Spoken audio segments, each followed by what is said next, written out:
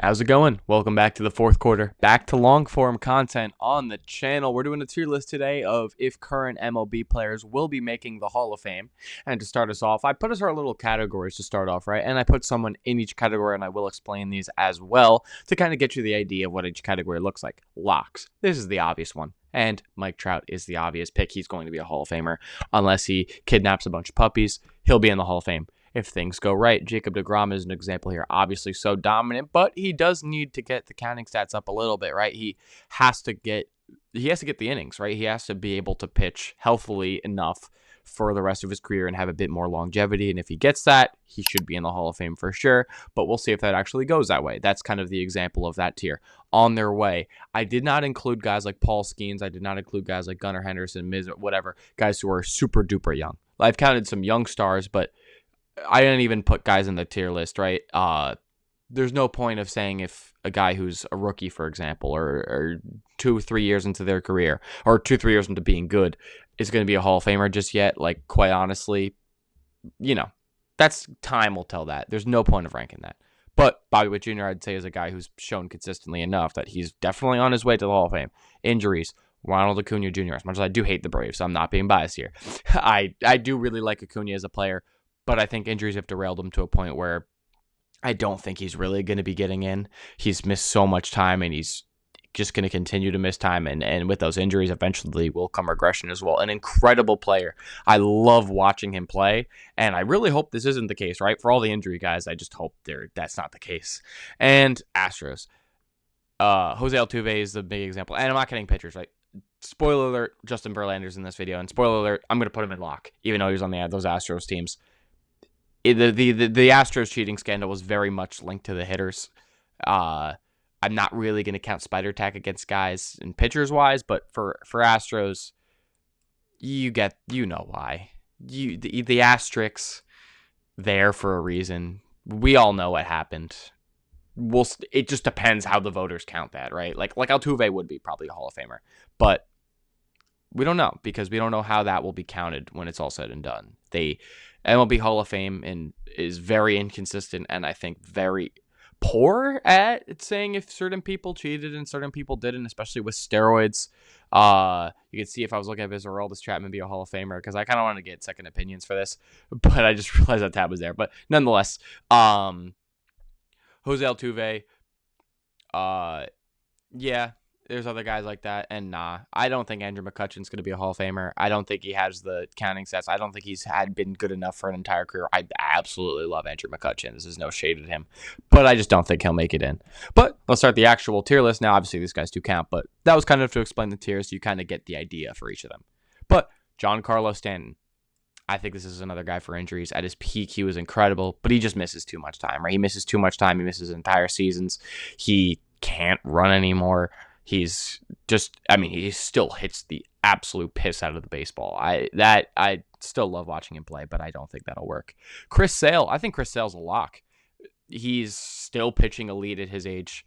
His WAR is up there already. Everything's up there already. I don't think this one means too much explanation, but yeah, I think Chris Sale's a lock. And lock, okay, so lock is not just if they retired today. I'm assuming for certain people, aka this is why I'm saying this now. I'm assuming Jose Ramirez, who has been the most consistent player in baseball for years, is going to continue to do that. I think that's a very fair assumption. There is some crazy, bizarre world where he stops doing that, but no.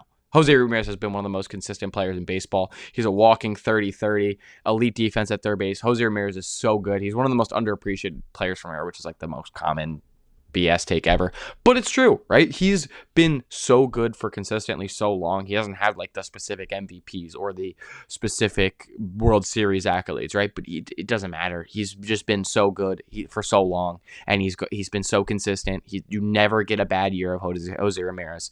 He is just such a good ball player. Mookie Betts, lock. The MVPs, World Series, World Series, World Series, World Series. Yeah.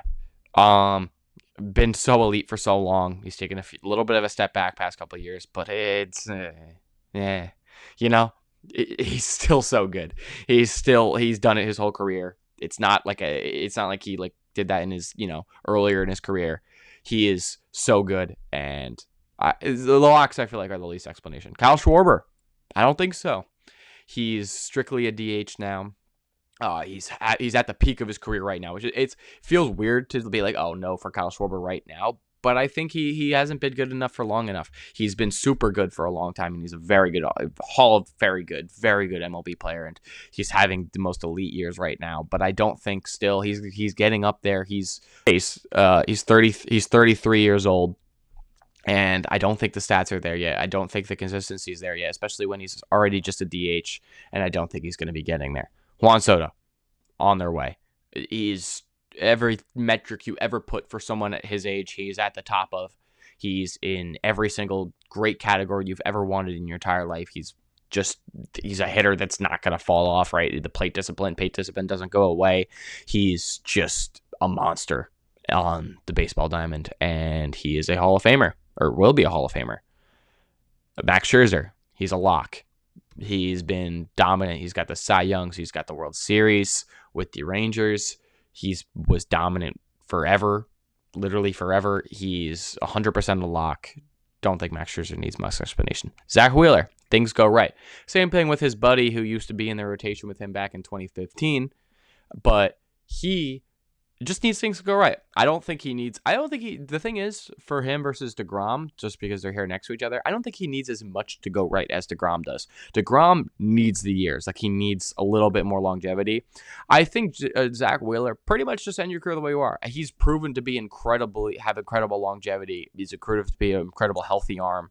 He's just an innings machine. I think those things will go right, and I think Zach Wheeler will eventually be a Hall of Fame, but I don't think he's there yet. He will get there in my eyes, but not just quite yet. Christian Yelich, I don't think so.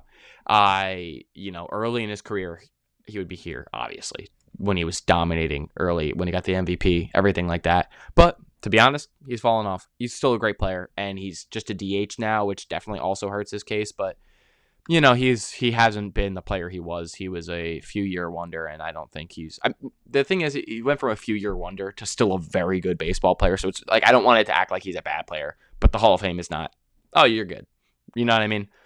Salvador Perez, I don't think he gets in. He's getting older now. He is having bad years. He is just kind of a negative on his team at this point, which I'm not judging him based on these years, right? That's not what gets him in and out of the Hall of Fame. But he's on his way out, and I don't think he's done enough. And he's kind of regressing and just making his numbers look worse and worse. And unfortunately, baseball is a numbers game. It's not like basketball where, when people were looking, say, for Kevin Garnett, and Kevin Garnett's not the example to be given here, but I'll just throw it out. But when Kevin Garnett was on the Nets, it's like, he was a great player, but no one kind of detracted him from the years on the Nets. Kind of hard for baseball a little bit. He won the World Series in 2015. Obviously, he was a huge part of that. Am I salty about that? Maybe. But I still love Salvi. It's not like I'm not salty for Salvi. That's kind of a bit. But I just don't think he gets in. I don't think he's done enough. I mean, his framing is defensively not the greatest catcher. He's just a great hitter. But at the age he's at and when he started, I don't think he gets in. Vladdy. I think Vladdy's on his way. I think these two are on their way, but they're locks. They're just absolutely 100% there. I think Vladdy's a little bit more work to do than the two to his left, but I think he still is on his way. I think he will be a Hall of Famer. He's also just a type of player, right, that's gonna age well. He's really good, man. Vladdy's really good. He plays well in the playoffs. That matters a lot as well. And just throughout his career, he's been an incredible player, and I think he's going to continue to do that. And I think the counting stats and everything will eventually pile up into a Hall of Fame career. Julio Rodriguez, I don't think so. I think he's fourth on their way tier, right? He is only 25. I didn't even consider putting him not even on this tier list thing in general, because he's been a little bit worse these past few years. Still a very good player, but I just don't think, with 25 and already kind of trying to take a few steps back, I don't think Julio Rodriguez eventually makes it. He is 25, so plenty of time for him to, make his way up from here to here to here. But as of right now, I don't think Julio Rodriguez makes it. Tariq Skubal, he's so interesting, right? He's such an interesting player to rank because he's so good right now, right? And he's absolutely dominating. And pitchers start later. And if things go right, is really just the pitchers tier, because pitchers are just impossible to predict. like their careers, right? Pitchers just get good later. DeGrom, the examples like these, like DeGrom and Wheeler. DeGrom started super late of getting good, and Wheeler got better as his career went on. And obviously, Scooball's in that category too, and he's one of the best pitchers in the game. But he needs the time of continuing to do that, and I don't know if he will. Pitcher Paul Goldschmidt. What is he going to be? He's going to be a Hall of Famer. I think he's a lock. He has been elite. He has a number on the screen, Gold Gloves. He is an incredible player. He's been incredible for a long time, and I think he's a lock for the Hall of Fame. He's just incredible. Aaron Judge, also a lock for the Hall of Fame. Speaking of late starts, right? And that's why I don't want to discredit some of these guys, right, who are still young. Aaron Judge, super late start to his career. He is a career that's not really being replicated by anyone else, though, because he is the best hitter that the league has seen since the steroid era. No, not probably. He is the best non-steroid hitter in MLB history. He is so ridiculously good at what he does. I do not think there's a case otherwise, obviously. So Manny Machado. I think Manny Machado's a lock. I think Manny Machado's been so good for so long. I think it's a little underappreciated how well he's been such a good hitter. He leads the Padres all time in home runs. He is just an elite bat, and he has been for so long, and he will continue to just pile up those home runs and pile up those stats. I think he is a Hall of Famer for sure, and love Manny Machado. And I also think Nolan Arenado is a Hall of Famer. Talk about the elite defense, like his buddy Paul Goldschmidt also had. Absolutely elite at the hot corner. Two of these best third basemen the game has seen in a long time. Also, a lot of third basemen in here, by the way. We got 3 third basemen right here. That's pretty interesting. But nonetheless, he is a Hall of Famer. He's so good. He's been such a good hitter for so long. The WAR is up there. Everything is up there. And I think it's just a lock. Francisco Lindor. I think if things go the right way. By the way, on their way is more so for players like under the age of 20. I think 27 and younger. A.K. Vladdy and Soto, I believe, are both 27. But Lindor, I think a guy over 30 I'll put here. Lindor is if things go the right way. I don't think they have to go that much more right for Lindor. I think he is already up there. I think he's maybe 2 decent seasons away. 3 decent, 2 good seasons away from being a lock for the Hall of Fame. I think people underappreciate how good Lindor's been for so long, playing elite defense at shortstop, being the second best switch hitter in all of MLB behind his buddy Jose Ramirez. He is just 30 seasons. He plays elite defense, steals bag. He's a true 5-tool player in every aspect of the world. He's a playoff performer. He's been second in MVP. He is a machine, man. Lindor is so good. He's so good, man. Bryce Harper, if things go right, same idea as Lindor, right? They're an 8-year apart in age. Bryce Harper's won 2 MVPs. I think both of these guys get in. I really do. But I think if they retire today, they don't. No, they're both locks. Jose Ramirez, I'm kind of not giving the same. Yeah, they're both locks. Like I think Francisco Lindor and Bryce Harper absolutely will be locks for the Hall of Fame and in. Carlos Correa, asterisk. Justin Verlander was on those Astro teams, but like I mentioned, he's a pitcher. He's a lock. I'm not gonna explain myself. It's Justin Verlander. Yordan Alvarez is a big if things go right. Like being a DH at his age already, being a decently late bloomer in the terms of all things, but he is the best hitter in the MLB right now. And I can never count out the guy who's still in his 20s and is the best hitter in the MLB. We'll see how he continues his career and what happens. I think things would need to go right for a while, considering he's already a DH. But I think they very much can. Freddie Freeman, lock. World Series MVP. One of the best World Series players of all time. And the fact that and a regular MVP. Why am I explaining why Freddie Freeman should be an MVP? I know it's dumb that I'm saying the locks of the Hall of Fame and then being like, oh, why do I have to explain this? But it's true. It's Freddie Freeman. Come on. Astros. Shohei Ohtani is accidentally here twice, but it kind of is a good bit because he's in as a pitcher and he's in as a hitter, which was not intentional at all. But this Ohtani image, when I made this tier list, didn't say it was going to work and said it wasn't supported. But then it just kind of loaded in anyways. So he's here twice. Aroldis Chapman, I think he's one if things go right, because he also has the off-field stuff, and that does matter.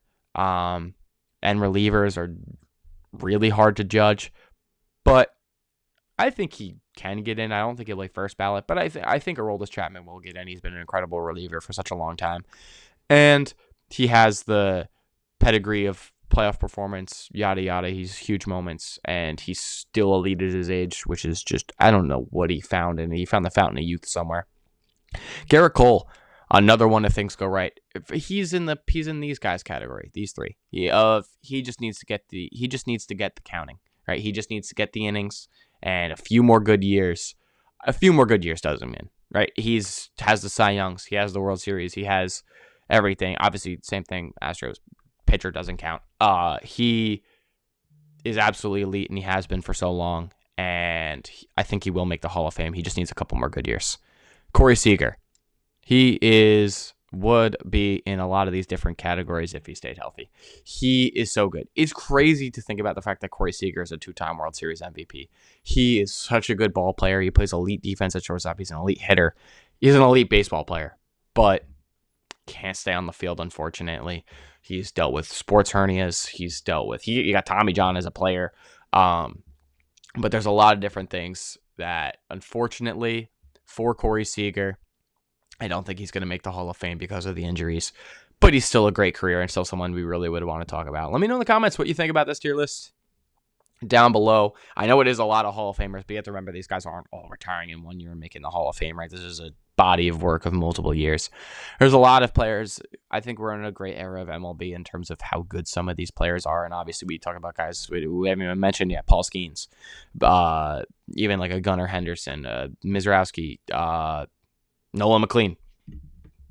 But nonetheless, I think this is my tier list for who's going to make the Hall of Fame. And yeah, let me know what you think.